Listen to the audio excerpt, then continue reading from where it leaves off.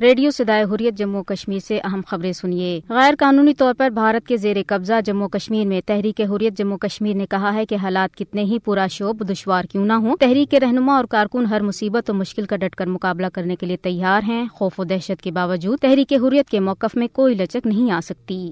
مقبوضہ کشمیر میں بھارتی فوجوں نے گزشتہ روز پونچھ میں ایک کشمیری نوجوان کو شہید کر دیا، جبکہ بھارتی شفاق فوجوں نے گزشتہ روز کولگام کے علاقے سگھن پور میں محاصرے و تلاشی کی بڑی کارروائی انجام دی۔ اوم پورہ بڈگام میں ایک حملے میں زخمی بی جے پی کارکن عبدالحمید نجار آج ہسپتال میں دم توڑ بیٹھا۔ مقبوضہ کشمیر کے ادھم پور اور گول علاقوں میں بھارتی فوج کے 2 اہلکاروں نے خودکشیاں کر لیں۔ غیر قانونی طور پر بھارت کے زیر قبضہ جموں کشمیر میں کشمیر بنے گا پاکستان کا نعرہ ہر کشمیری مسلمان کی آواز ہے اور کشمیریوں اور پاکستانیوں کے دل ایک ساتھ دھڑکتے ہیں۔ کشمیر میڈیا سروس کے مطابق پاکستان کے نئے سرکاری نقشے، جس میں پورے جموں کشمیر کو مملکت خداداد پاکستان کا حصہ ظاہر کیا گیا ہے، نے یہ حقیقت ثابت کر دی ہے کہ مقبوضہ کشمیر برصغیر کی تقسیم کا نامکمل ایجنڈا ہے۔ ترکی کی یونیورسٹیز میں بھی مقبوضہ کشمیر کی آزادی کی آوازیں اٹھنے لگی ہیں۔ گزشتہ سال 5 اگست کے غیر قانونی بھارتی اقدام کے بعد ترکی یونیورسٹیز میں 30 سے زائد چھوٹے بڑے سیمینارز منعقد کیے جا چکے ہیں۔ درسنا ڈنمارک، برسلز اور سویڈن میں بھی بھارتی سفارت خانوں کے باہر کشمیریوں سے یکجہتی کے لیے احتجاجی مظاہرے کیے گئے۔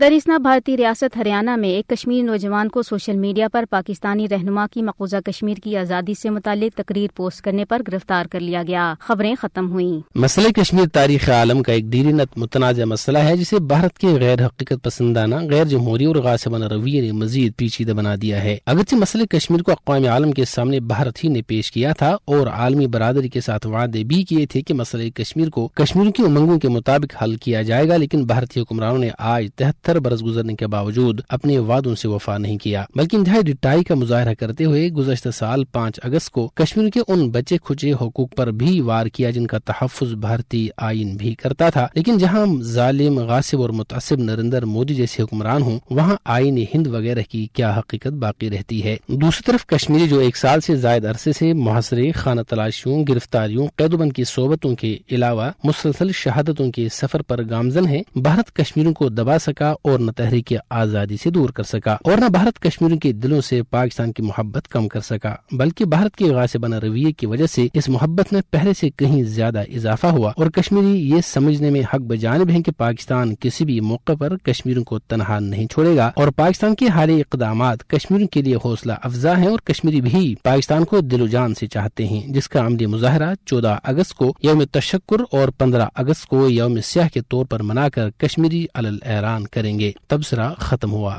تبصرہ